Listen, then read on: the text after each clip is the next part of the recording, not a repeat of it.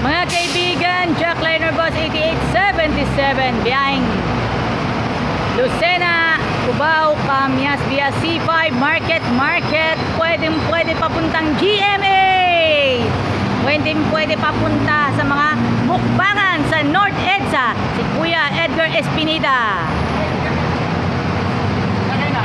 Yan, imbitahan ko kayo na sumakay po kayo ng Jackliner for the very first time. Sa mga first time pong sasakay, feel to free na huwag kayong mahiya.